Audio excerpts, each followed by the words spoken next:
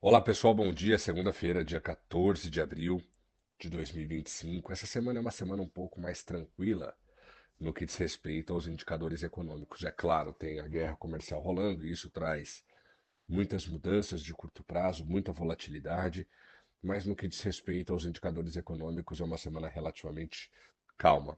Aqui no Brasil, por exemplo, tem alguns indicadores de inflação, entre os quais eu destaco aqui o Índice Geral de Preços 10, o IGP-10, da Fundação Getúlio Vargas, que deve registrar uma nova deflação. A gente viu o IGPM e o IGPDI, os dois relativos ao mês de março, apontarem para uma deflação, e a gente deve ver esse movimento também no IGP-10 relativo ao mês de abril. Parte da explicação para essa deflação é boa, né, para o país de modo geral, para os meses à frente. Parte da explicação vem da deflação ou da desaceleração dos preços aos produtores. O IPA-M, o IPA-DI, são indicadores de preços aos produtores, né, já coletados, divulgados no mês passado, mostram uma diminuição dos preços na base da cadeia produtiva, que por sua vez pode ser repassada aos consumidores nos meses à frente. Então a gente está projetando uma deflação também para o IGP-10.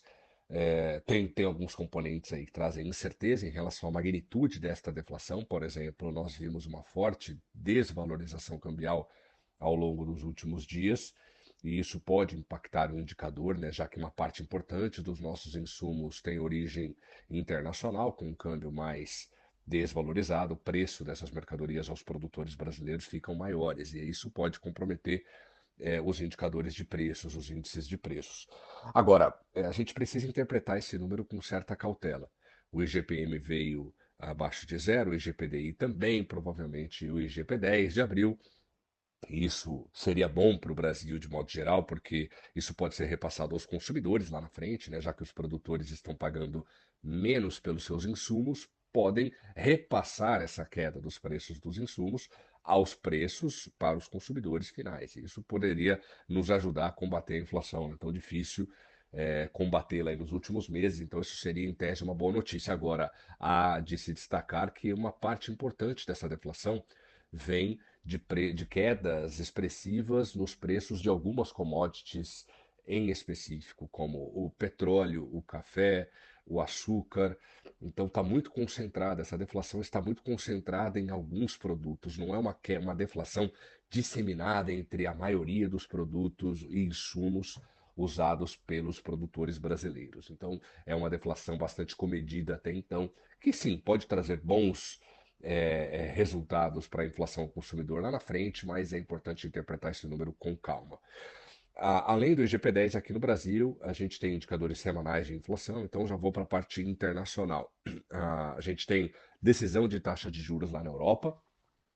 O Banco Central Europeu, da zona do euro, deve manter a taxa de juros inalterada, não porque ainda existem problemas inflacionários, ou não porque o nível de atividade econômica está elevado, pelo contrário, a inflação tem convergido cada vez mais para níveis mais baixos. E o indicador, né, os indicadores de atividade econômica, a atividade econômica como um todo tem sugerido um processo de estagnação.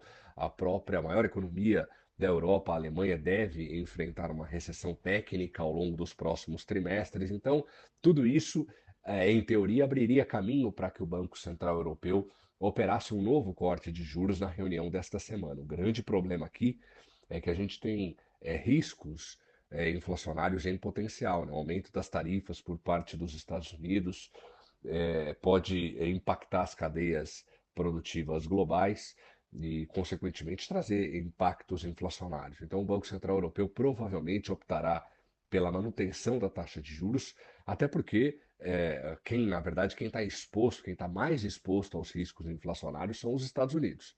E se os Estados Unidos estão expostos a riscos inflacionários ainda em 2025, o Fed provavelmente fará ou tomará uma postura mais conservadora, manterá os juros inalterados na próxima reunião de maio.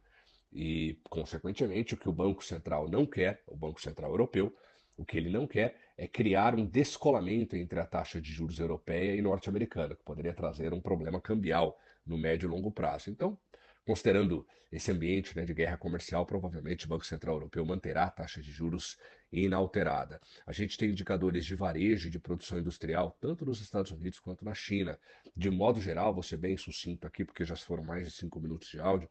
De modo geral, essa guerra comercial, essa guerra tarifária, pode ter ampliado aquilo que nós vimos no ano passado, uma antecipação de compras, antecipação de produção. Então a gente pode encontrar aí, verificar números positivos tanto para os Estados Unidos quanto para a China. Então é um volume acima do esperado da produção industrial, do varejo. Nos Estados Unidos e na China, esses números podem ser transitórios, mas devem trazer dúvidas em relação ao comportamento do Federal Reserve. De novo, a nossa expectativa é de que o primeiro corte de juros de 2025 venha em junho. Agora, dependendo do nível, do ritmo dessa antecipação de compras e de produção lá nos Estados Unidos, o Fed pode optar por simplesmente pular também a reunião do mês de junho, manter inalterada a taxa de juros também no mês de junho, embora as projeções iniciais sejam de uma desaceleração muito forte, até uma diminuição do produto interno bruto norte-americano no primeiro trimestre deste ano. Na China, os dados são um pouco mais, o mercado aguarda com um pouco mais de atenção os dados da China, porque o volume de novos empréstimos subiu de forma significativa, surpreendeu o mercado no mês de março. O índice de preço ao consumidor e ao produtor continuam caindo, né, continuam abaixo do esperado, o que dá margem para que o Banco Central Local, o Banco Popular da China, opere cortes de juros, inclusive nessa semana. Tem decisão de taxa de juros lá na China, as taxas de 1 e 5 anos podem ser reduzidas para dar suporte para que a economia chinesa enfrente com um pouco mais de força essa guerra comercial, essa guerra tarifária que tem de tudo para desacelerar o ritmo de crescimento da segunda maior economia do mundo. Na China tem uma bateria de indicadores, como eu disse, já saíram novos empréstimos. Na semana passada saíram os dados de inflação ao consumidor e ao produtor. Nessa semana tem dados de PIB, de produção industrial, de vendas do comércio varejista, tem essas decisões de taxa de juros, tem taxa de desemprego, todo mundo de olho para tentar identificar se essa guerra comercial, essa guerra tarifária já traz impactos positivos ou negativos para a segunda maior economia do mundo e, claro, também os impactos disso tudo sobre a economia americana. No mais, qualquer grande novidade eu volto para falar com vocês aqui ao longo da semana. Um abraço, excelente semana a todos.